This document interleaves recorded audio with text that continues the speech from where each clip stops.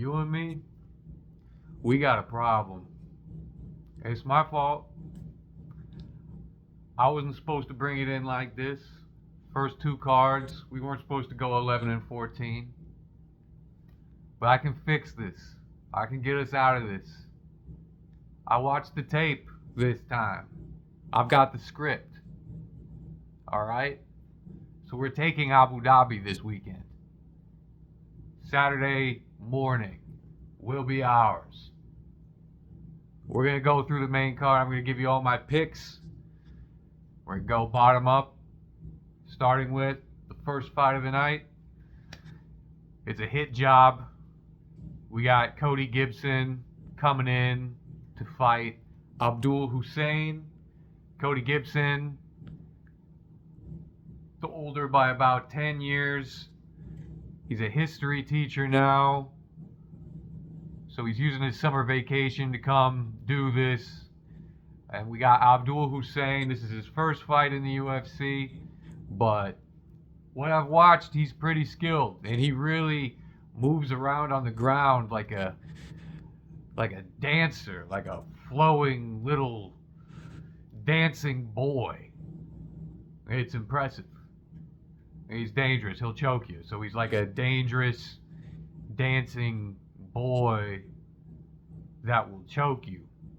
And I was looking into Cody Gibson's last few fights and then a lot of his fights, and I noticed that he's never won against a fighter that was younger than him. So he's probably a pretty good teacher, but I don't think he's going to win this fight.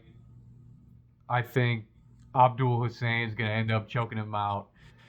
And Cody Gibson looked like he was about to die at the official weigh-ins that I just finished watching. So give me Abdul Hussein by first round submission. Next fight of the night is Nurullo Aliyev versus Mike Davis. Nurullo Aliyev, he's like the little baby Habib looking guy,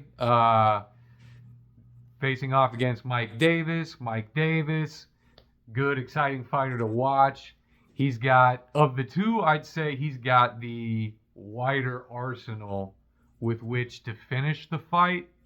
Nurullo Aliyev is kind of, his arsenal is well honed to execute his control wrestling game plan, which isn't really conducive to finishing fights. But all that considered, even though Mike Davis does have tools both on the ground and on the feet, and I think he's much better on the feet than Aliyev, Mike Davis's striking and his grappling don't work in concert together the way that Aliyev's do. Aliyev has very limited striking, but it's used to get you down so he can control you and grind you out to a decision. And Mike Davis,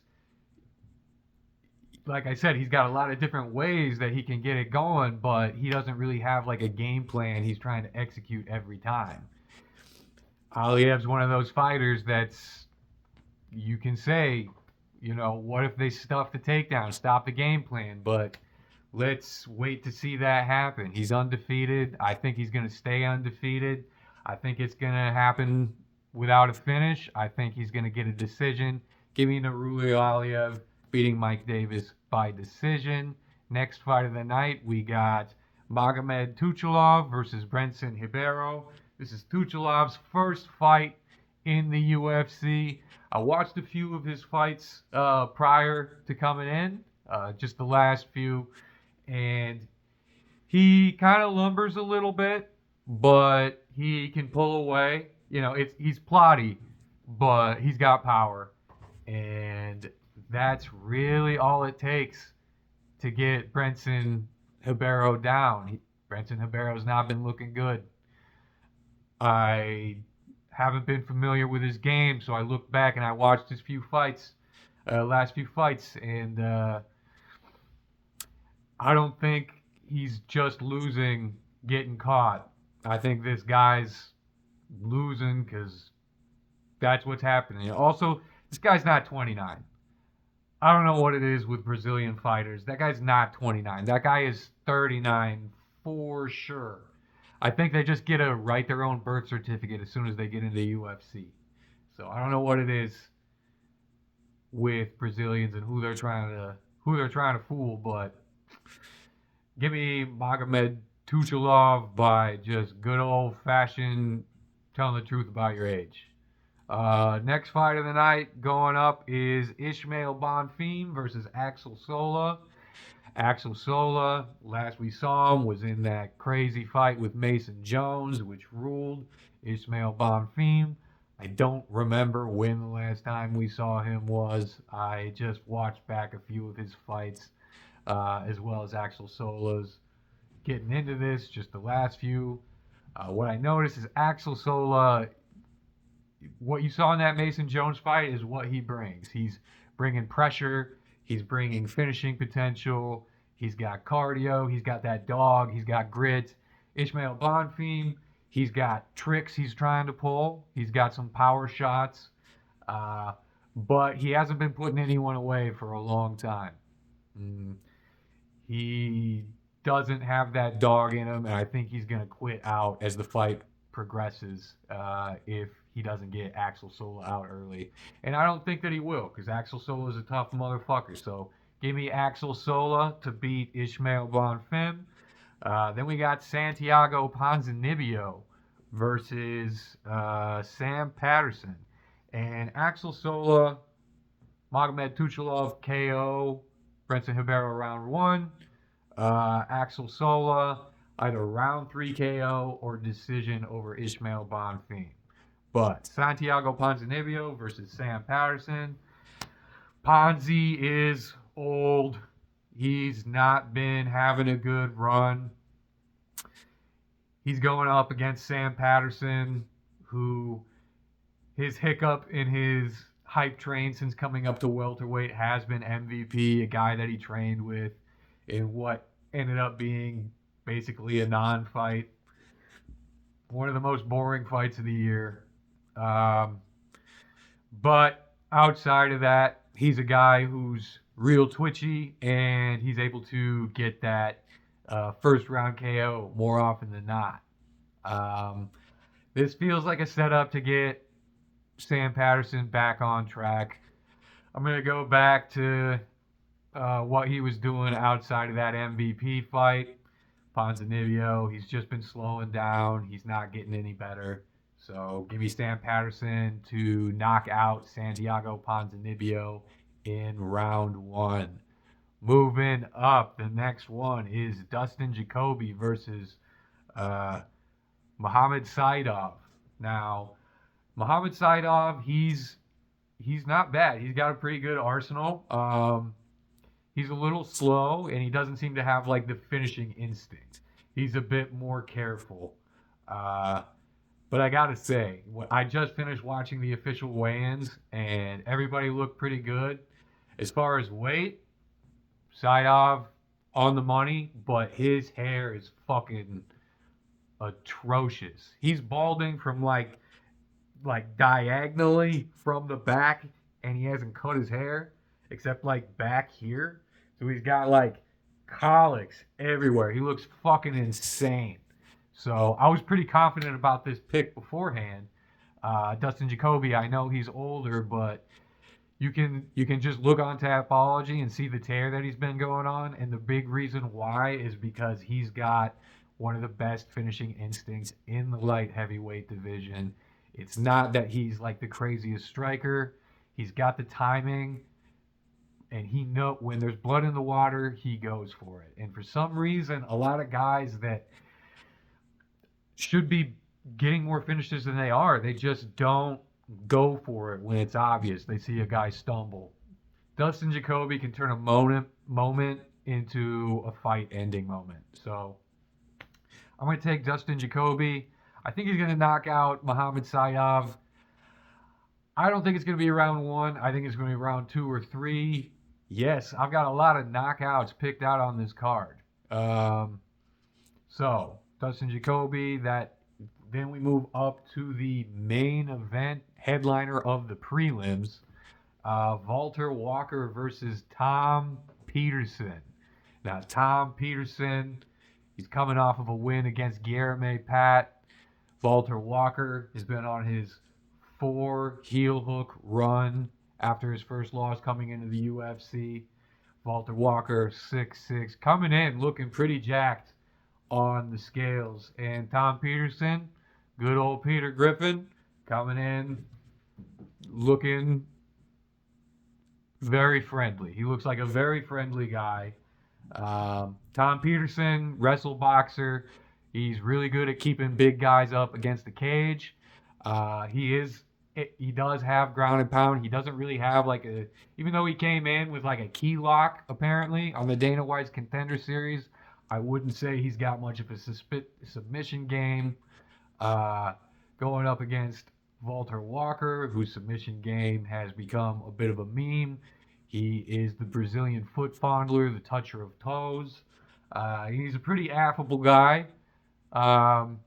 Watching back their fights, Walter Walker, before this heel hook run, hasn't shown me much that's very impressive. His striking is pretty sloppy and doesn't seem the most effective. His wrestling, he doesn't seem to have the cardio for. He might have a couple good shots in him from what I've seen. I don't remember some of the guys that he fought when he was going by Ignacio that I watched. But there was a much smaller guy that he was fighting who was keeping him from taking him to the ground, and I'm not sure how. He wasn't presenting a lot of weapons. It looked just kind of low level to me. And he got tired pretty quick in that fight.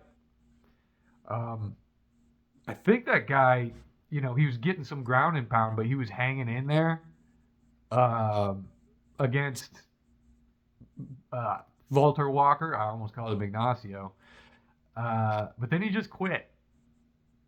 And so Walter Walker won by his opponent retiring. Now, Tom Peterson, something you got to know about Tom Peterson, I think you should go back and watch the post-fight press conference interview with Tom Peterson after the Guilherme Pat fight. But this guy has don't let that Jaden Cable interview fool you. He has a deep-seated, seething hatred for Brazilians, and Walter Walker is obnoxious as fuck. Now, Thomas Peterson has shown a pretty limited skill set. It's pretty much smudge and pound. That's what he's got. We haven't seen anyone really try to put much of a submission game on him because he's a heavyweight. So we don't really know how his submission defense is, and I don't know how long it takes to defend a heel hook. The pick most people would make is Walter Walker by heel hook submission. That's just what's been going. But I feel like Thomas Peterson can wrestle Walker up to the cage, and he can hold him there, and he can drain his gas tank. And while he's against the fence, he will both have an easier time defending the heel hooks and submission attempts, as well as preventing them from occurring in the first place, such attacks. So, and he's shown me that he plans to go a full 3 rounds every time he fights. So I'm going to pick the underdog on this one. I'm going Thomas Peterson. Maybe, like I said, smart money is probably to just go with Walter Walker, but I've got a feeling. Give me Thomas Peterson. And I'm going to say decision or round 3 KO. He might fully turn this around and become the Brazilian Hunter. So, Thomas Peterson in that one. Now we get to move up to the main card with a couple of guys nobody knows We got Abubakar Vagayev coming in for his UFC debut against Sagid Izaghmaev, who is coming off of his UFC debut loss to Nicholas Dalby. I believe Sagid Izaghmaev is was at least Islam's main training partner for the Jack Della Maddalena camp. Uh, he had a career in one before this. I watched some of those fights. He fought some pretty experienced guys. One is a weird organization to kind of gauge the level of competition of some of these guys because there's a limited pool, especially depending on what division you're in. That's why, what's that guy, Anatoly Malakin, the roid freak, was able to become like a three division champion because there's like two people in each of those divisions. Uh, and you know, Sagid Izaghmaev hasn't shown he shows the style you'd expect from a guy from Dagestan. You know, he's got some level of Muay Thai and he's got a takedown wrestling game where he is going to try to submit you. He's more of a finisher than Abubakar. Uh, and I was kind of waiting for the weigh-ins to fully. I always do to make these videos, but I wanted to see if Sagid returned from the top of the mountain looking bigger than the last time we saw him because of those vitamins we know they got up there. Uh, but he didn't, and actually he looked a little twitchy. He had some eye thing going on. And Abubakar Vagayev, one, looked good on the scale, but two, I watched back some of his fights. He's not a finisher. You can look, he's a decision machine. But the fights I watched, and it's the last few fights, he fought a really dangerous, powerful striker. He fought a really dangerous submission grappler. And I watched him fight another guy who's kind of like all around, sort of like Sagid. Uh, few knockouts, few submissions, few decisions, kind of thing. Um, and he won all those fights, and he made them look the same. It's I've heard a lot of people talking about his snappy boxing and his grappling, but what I was seeing when I watched him reminded me of Sean Strickland. He was controlling the cage and the pace of the match uh, with basically a jab and a 1-2 and a sprawl. He can crack, he can grapple, but he was all the fights other than the one that he got knocked out right away in that I watched. He was dictating where the fight was going just with the jab and the 1-2 and the sprawl, and he was able to jump in, make the attacks with the right timing. He knows how to win a fight through points. I'm going to go with Abubakar Vagayev in this one by decision. Next fight of the night, we're going to go up to, what is it now? Oh, the big boys. Rizvan Kuniev versus Tyrell Fortune. I thought maybe there'd be an Abu Dhabi juice exemption for Rizvan Kuniev, but there is not. He still came in looking like a very big boy.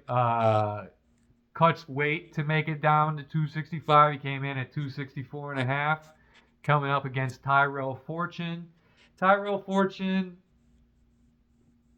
I feel like whatever momentum he might have had, he looked good against Marcin Tybura. I will say that. It wasn't like a shutout or anything, but he showed that he is a fairly athletic heavyweight that's on like the blob end of heavyweight. And I know he had a pretty good career coming into the UFC, but he thought Bellator should have paid him more money, I believe, and then he went out as a free agent.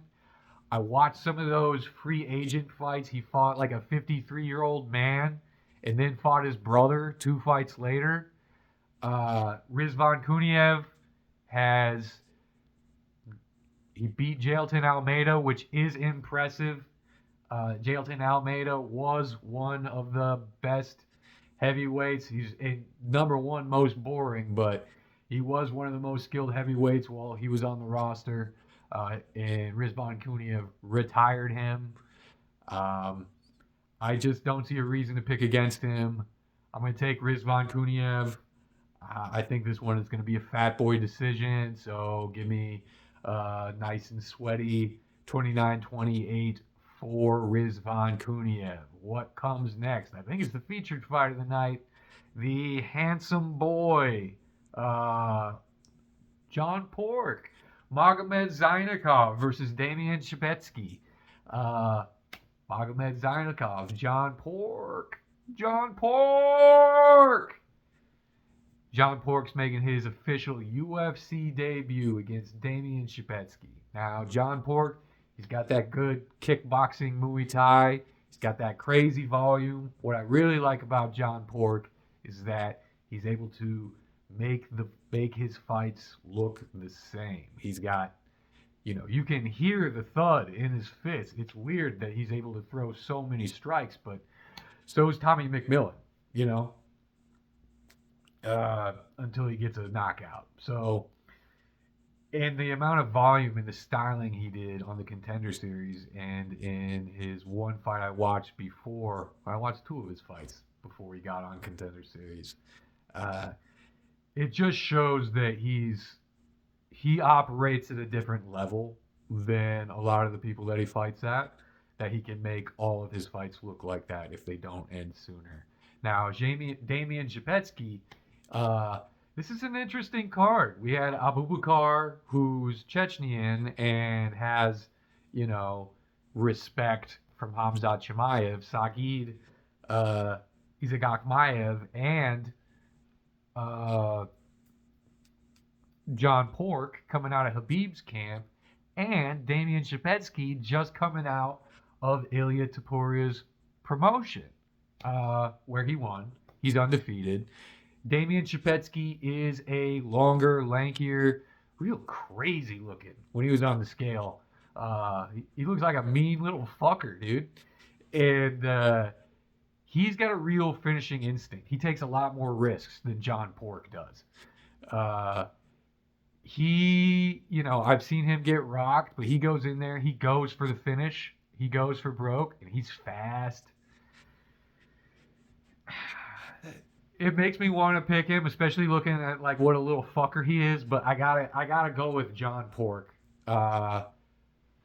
First, it feels like John Pork's moment, and second, like I said, the way that he's able to just dictate the way that the fight looks with his crazy volume of striking, record-setting striking, and his shot placement. Yeah, he gets hit, but if you're landing 250 shots to the other guy's 50, you're going to get hit.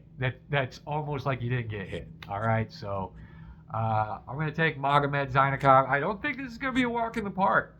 I think John Pork is going to have his hands full with this guy. But I'm going to say he knocks him out. I'm going to say John Pork knocks out Damian Shibetsky. Then we go up to the featured fight, which is Islam Dulatov, the handsome German supermodel, finishing all of his fights in the first round so he doesn't hurt his face, versus a guy, I swear to God, I didn't know who he was. When I read it, I was like, this guy didn't exist before they wrote his name on the card. But apparently, he was in the UFC. He's on a 3-fight losing streak and hasn't fought in 3 years. So good for you, dude, for making it into the featured fight of this card. Wellington Turman. That's a Bobson Dugnut ass name if I've ever heard one. Wellington Turman is who Islam Dulatov is fighting. And Wellington Turman is the one person on this whole card that I couldn't find any of his most recent fights. The most recent fight I could find was from 5 years ago.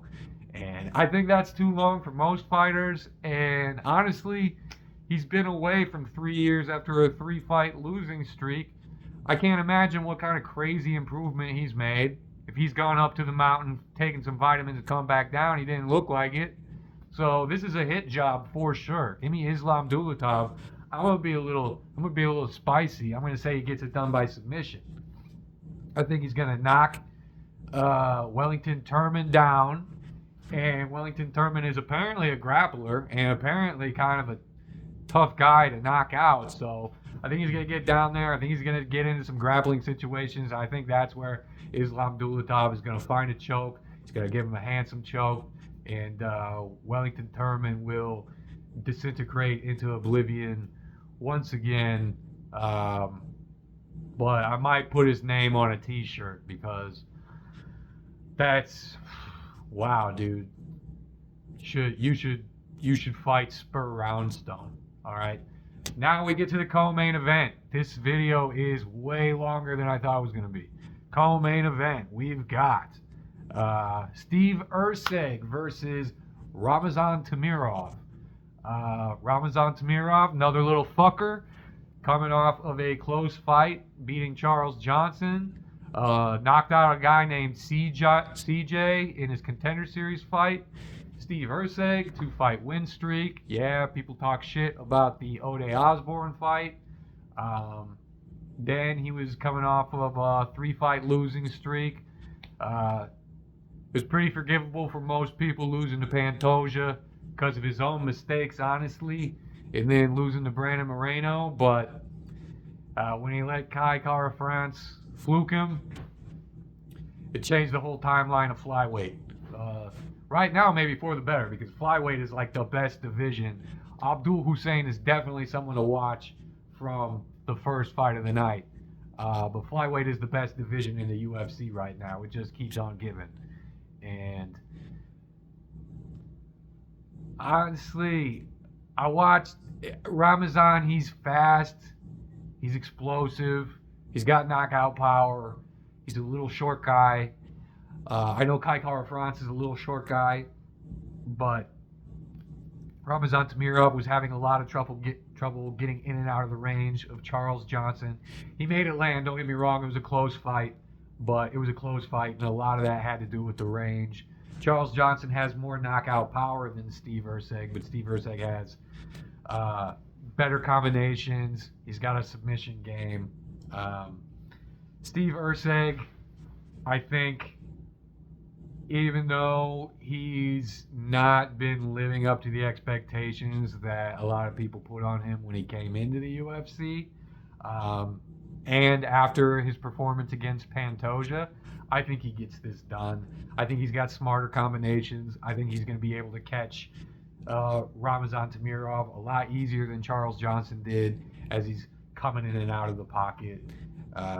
And I think Steve Erceg might have the advantage on the ground as well. I haven't seen so much from Tamirov on that front. So give me Steve Erceg to get this one done. I'm going to say he gets this one done by a classic Australian 29-28 decision. Now, finally, 29 minutes in, we get to the main event of the evening. We got Magomed, the Goblin King Ankalaev, facing Bogdan Guskov, a guy who looks like a white dolphin. Magomed Ankalaev, you know him as the guy that we said was destined to beat Alex Pereira, which he did, and then got slimed out in the rematch on one of the... That knockout, I watched that knockout like so many times in the months after it happened, when I needed just a little pick-me-up, just to feel good. It's a nice little 60 seconds of dopamine for me to watch that fight again. But Magomed Ankalaev, he's got tight striking. He's a southpaw, defensively sound, relatively well-rounded game. Has some grappling, doesn't break it out too much. Facing off against Bogdan Guskov, short notice replacement for Khalil Roundtree. Bogdan Guskov was supposed to have his rematch against Jan Blachowicz next week, I think, at Belgrade, UFC Belgrade. But Bogdan Guskov got the call to replace Khalil Roundtree, main event this one, get a shot at the, man, it's a title shot for him after this, honestly, probably. if he wins. I don't think he's going to though, because Bogdan Gushkov he's got a right hand. That's it. Bogdan Gushkov is Derek Lewis. I don't know what to tell you. Watch any of his fights. All he does with the left hand is paw forward, and he just waits to land that right hand. Sometimes his left hand is totally down, and he's just moving his right hand like his left arm has like no bones in it anymore, or like it's broken. Like, it's crazy. He could lose his left arm, and it wouldn't change that much of his fighting style. I swear to God. Yeah, he's got a lot of power in there, but it's not like Derek Lewis power, and it's so limited, his arsenal, that even when he used it, he was able to catch Jan Blachowicz and knock him down. He had like 4 minutes of control time on top. He couldn't land ground and pound to save his life. 4 minutes. Jan Blachowicz, 42 years old, rolling around, being able to avoid damage, can't get up. Bogdan Gushkov can't get him out of there? With that powerful right hand? Give me Magomed Ankalaev. This is ridiculous. This is ridiculous. Give me Magomed Ankalaev in this meaningless fight that will surely not advance him towards a title shot. We don't want it anyway. All right? Give me Magomed Ankalaev, and give me Magomed Ankalaev by KO. Now, I'm not saying Bogdan Gushkov can't win this fight. I'm just saying that he won't. So, we'll go back down, and I like round 2, round 3 KO for Magomed Ankalaev there. So, let me go back down. I have this all written on a pizza box here. Top down, we got Magomed Ankalaev winning by KO over Bogdan Gushkov. Steve Erceg, classic 29-28 decision over Ramazan Temirov. We've got Islam Dulatov. I'm calling Handsome Man's choke over Wellington Turman. We got John Pork, the Pig Man. I think he's going to either get a decision or a knockout over Damian Zapetsky. We got Riz Van Kuniev going to come in with a classic 29-28 blob over Tyrell Fortune. We got Abubakar Vagayev, I think, going to get 29-28, maybe 30-27 decision against Sagid Izakhmaev. Walter Walker is going to have to go on OnlyFans to get the feat that he wants tomorrow night, Saturday morning, because he's going to lose to Thomas Peterson. Slick. Dustin Jacoby, he's going to knock out Muhammad Saidov. And hopefully knock some sense into getting him to shave that fucking head of his. Santiago Ponzinibbio is going to get knocked out by Sam Patterson. Ismail Bonfim is probably going to get knocked out in the third round against Axel Sola. Magomed Tushalov is probably going to knock out Brenson Habero in round 1. Darulo Aliev is going to grind out a classic 29-28 Smudge Fest decision against Mike Davis. And we got Abdul Hussein sending Cody Gibson back to school. These are my picks. This is the longest one I've ever done. That's what happens when you actually watch tape. So enjoy the fights. We'll see you afterward.